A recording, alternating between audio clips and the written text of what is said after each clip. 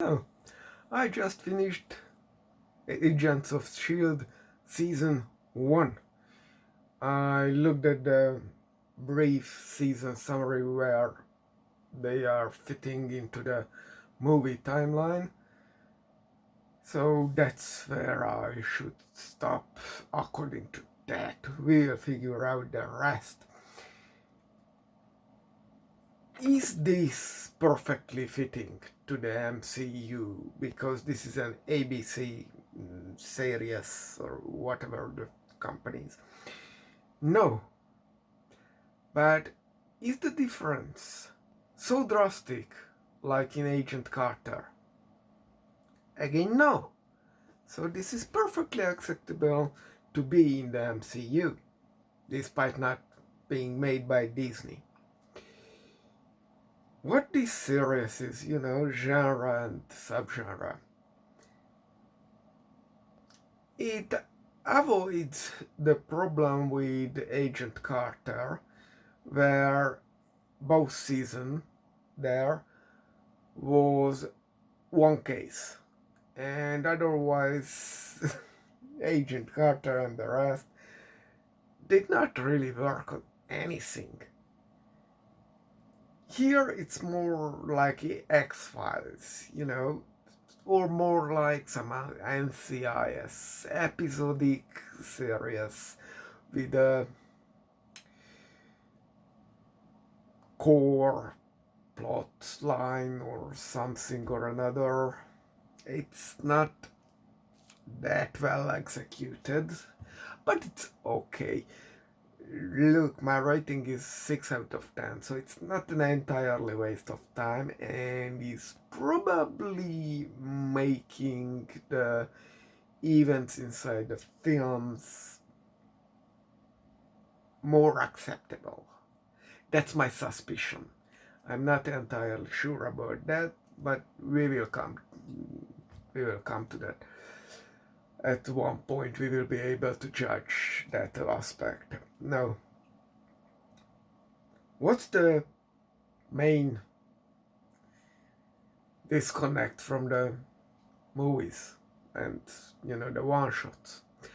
In the one shot, one of them, where the two agents are talking, we learn that Shield has 7 levels, ranks, whatever, and most agents only know only about 6. 7 is just a maybe. And of course, inside there also probably exists a hierarchy. So as CEO, Fury is probably outranking everyone just by being the CEO. In this series, they have 10 ranks. And Carlton is even not rank 7, but 8. And this, no one knows about this. The upper categories it's just non-existent. But I see it's made by another company. Okay, let's get over it. We do get. And there are a couple of points where it connects to mostly toward the dark world, a bit of the Avengers and something like that, and Iron Man 3. The main plot line is originates from Iron Man 3, which is I predicted that. Well, never mind. So this starts out as your standard spy thriller series. It fails. It fails on that aspect. It's absolutely a failure. It's more like Storage 13. So it's not really a good show, but you can watch it You won't miss too much if you don't watch it or like anything, but if you watch it, maybe mildly entertaining. It's the writers, I guarantee, are either from soap opera or action writers. These two groups must be in the writing crew because at the start they throw in, for example, this that the supposed protagonist, she very soon gets hushed away, and the cartoon is the protagonists, so to say, from then on, comes from the organization The Tide. It's an anonymous like slogan. We are many, so we will overtake the system and whatever. They are an anarchist group who believes in the freedom of information, so they don't like this secret spy stuff. So for the first like 3-5 episodes, she belongs to that, and what will happen, what really is the tide, and what's her agenda actually. No, they throw it away with a couple of other thrown in plotline, sparkle of ideas, because they are soap opera writers and action writers, so they can't do a spy thriller series. That's not their thing. On the other hand, it's a bit ridiculous, let's face it. Now, how the show builds itself up. So we start with the tide, which turns out just this woman and her boyfriend living in a van, homeless, mostly, those hyper advanced hacker homeless people who never have money, but they can easily hack they hack the planet. Exactly like that. Then they find the centipede. This is an organization. They make implants, super soldiers. They have this technological thing combined with the Iron Man 3, not X-Men formula. So, yeah, something like that. And they are working for the woman in flower clothes, and she is working for the clairvoyant. Very important thing. The show over and over again and again throws in that there must be superpowered people, like, psi people, telekinesis, pyrokinesis, telepathy, and all that. That does not exist. They hammer it down on you. We do get a couple of super powered people, like Banner, the Hawk. Something like that happened to another person who has this void power or whatever, and someone fell into this gravitanium thingy and maybe still lives, whatever that means in that state. Either way, this clairvoyant person is just,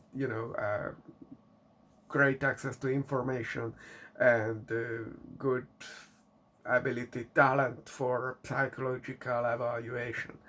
And that organization works for Hydra, which is hiding inside the shield. If you saw, Winter Soldier, I think, this isn't really a spoiler, and I want you to have an overview of this whole series, at least of this season for the moment. So that's the build-up. It's watchable. For the group. We have Carlson, Agent Carlson. Yeah, that's good. Then we have a couple of no-name actors and actresses, and we have Menwa, or what she's in one of the NCIS series.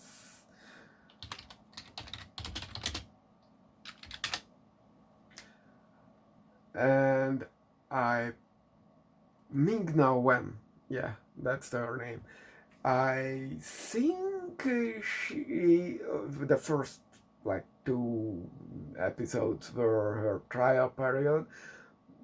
She was the pulling name added to the series to pull in people who doesn't really care about the MCU this much.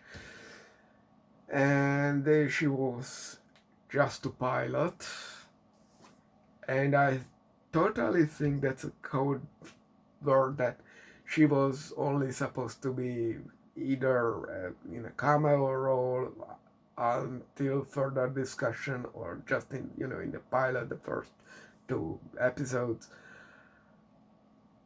But then her role gets expanded, so I very much bet this is like a kayfabe, like in wrestling.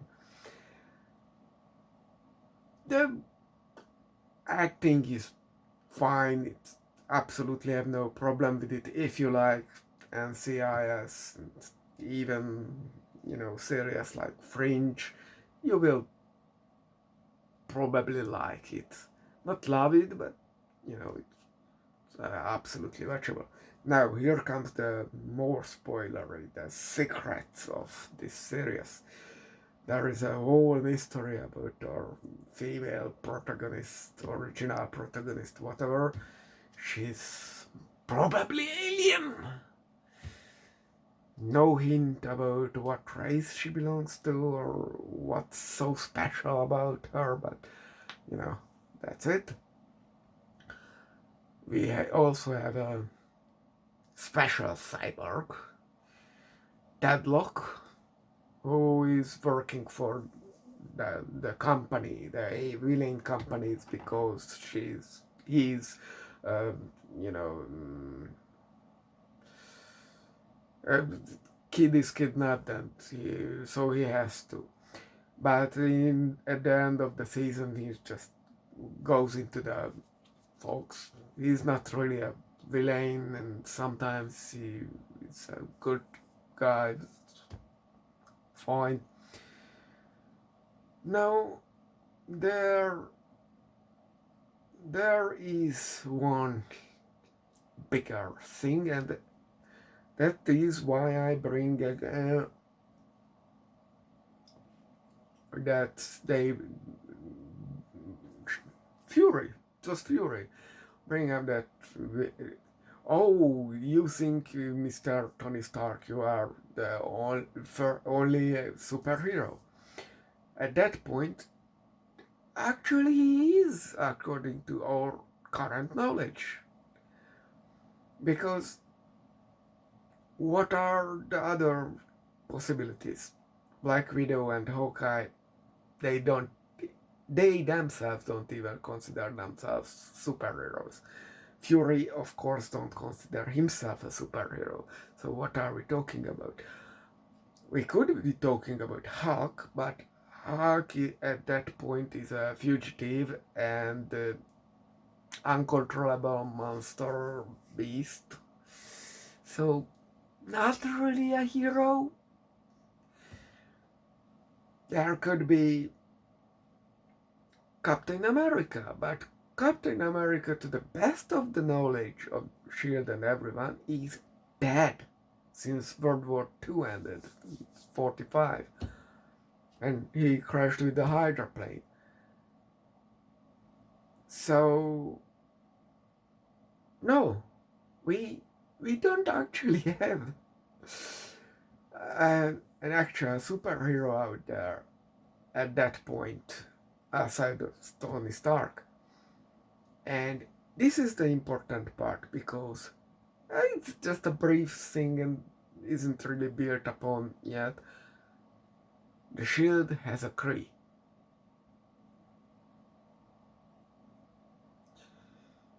Just a dead body, and they are splicing it up like no tomorrow. They have it like, I don't know, years. And that raises questions. Where did they get it? Did they have any authorization from anyone to use it as resources? And other questions that what's the deal there? So yeah, that's in general Agents of S.H.I.E.L.D. Season 1. I don't think it was a waste of time, although I would like a bigger break between Season 1 and Season 2, because Season 2 plays right after, what was that, Captain America Winter Soldier. I will probably watch that, then Age of Ultron, then Ant-Man, and only watch Season 2 after that, just to have a better pacing for me, just digest things. It's really 20-something episodes for a season is unusual nowadays. I like those 13 episode series, and when it goes down to only 8, as long as they come out every year or very, it works like a miniseries, I'm fine with.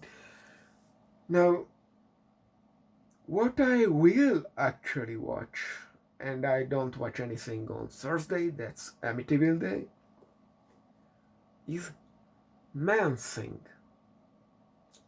I can never anyone guess that. Why? Because there is a throwaway line. When S.H.I.E.L.D. collapses, and one of the characters starts to throw that people have questions, and one of the questions is, what is Man-Thing? So the first movie in the MCU, by association through the Agents of S.H.I.E.L.D., for the moment is Man-Thing.